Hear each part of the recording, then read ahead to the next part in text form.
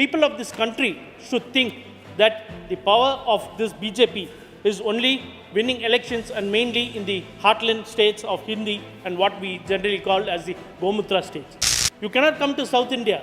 You see all the results of what happens in Tamil Nadu, Kerala, Andhra, Telangana and Karnataka. We are very strong over there.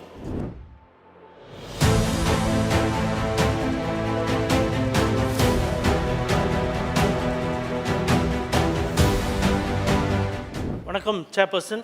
Thank you for giving me an opportunity to speak on the Jammu and Kashmir Reservation Amendment Bill 2023. So, first of all, coming to Jammu and Kashmir, seeing it as a union territory, as already said, it is always the union territory which looks ahead of going into a statehooship so that they can have more authority. But this is the first instance where we see a state being converted into a union territory. And what is the main reason behind it? The BJP has just won many of these state elections and they have come into this house. They see themselves and their strength is always seen as winning elections after elections and going after micromanagement. But what happens in Jammu and Kashmir? Why are they not able to do that? Since they are not able to do that, they bring a state into a union territory where they can have control over the governor and then they can run the governance through that. If they were capable and if they were very confident of winning Jammu and Kashmir, would they have gone in for a union territory? So that is the main reason that the people of this country should think that the power of this BJP is only winning elections and mainly in the heartland states of Hindi and what we generally call as the Gomutra states. You cannot come to South India. You see all the results of what happens in Tamil Nadu, Kerala, Andhra, Telangana and Karnataka. We are very strong over there.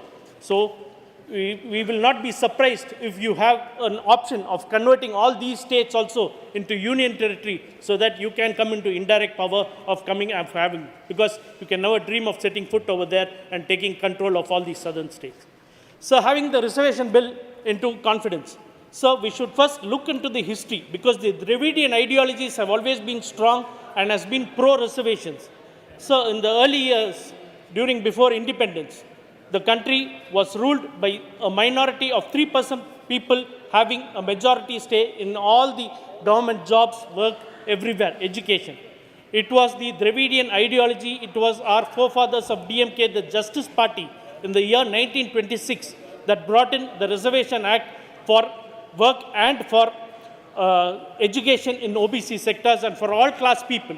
Till then, it was marginalized and only a section of the people, or 3% majority of the people had jobs and other things.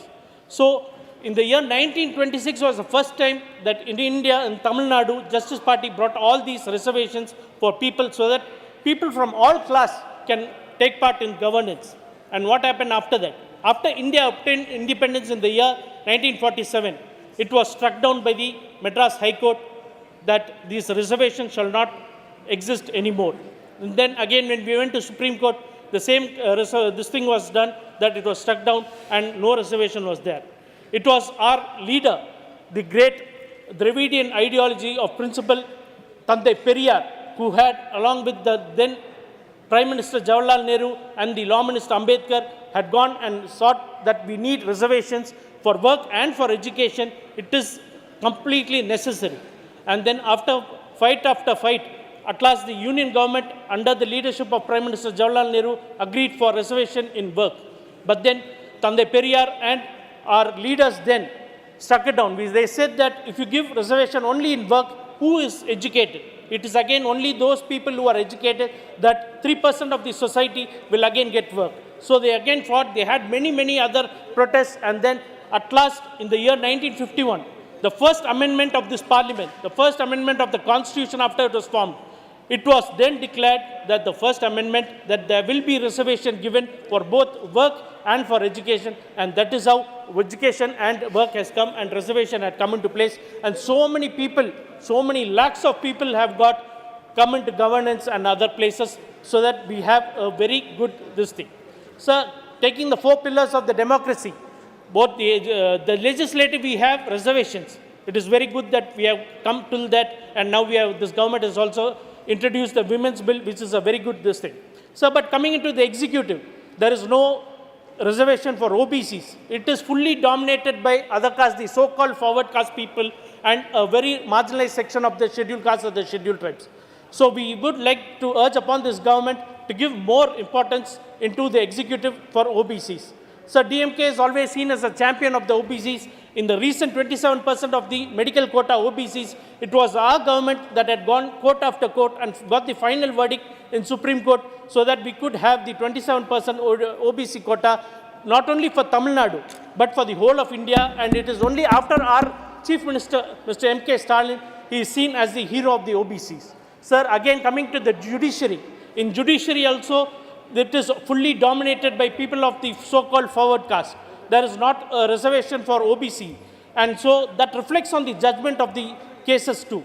And so we also ask and request the government through you, Chairperson, sir, to urge upon the government to bring in reservations for OBC in the judiciary also.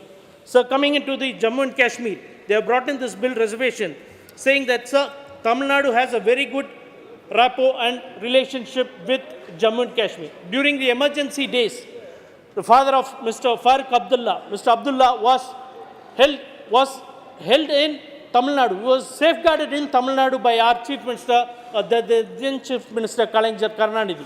And still in memory of that, in Kodaikanal, we have Mr. Abdullah's guest house still as a very renowned and very sacred place over there.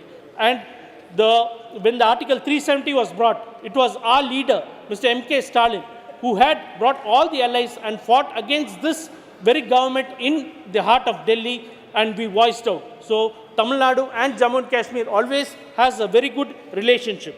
So here they say that the governed by Reservation Act because the legislation of J&K is not in place. Why is J&K legislation not in place? It is because of this government. And what is to be enacted by the state is now being enacted by this very house of the parliament.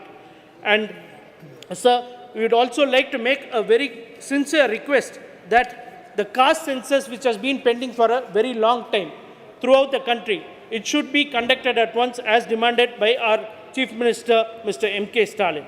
And sir, we told what are the struggles that we have got for OBC, but we see this government just handing over by a golden platter the economically weaker section 10%. So nobody has fought for it, nobody has asked for it, nobody has protested for it.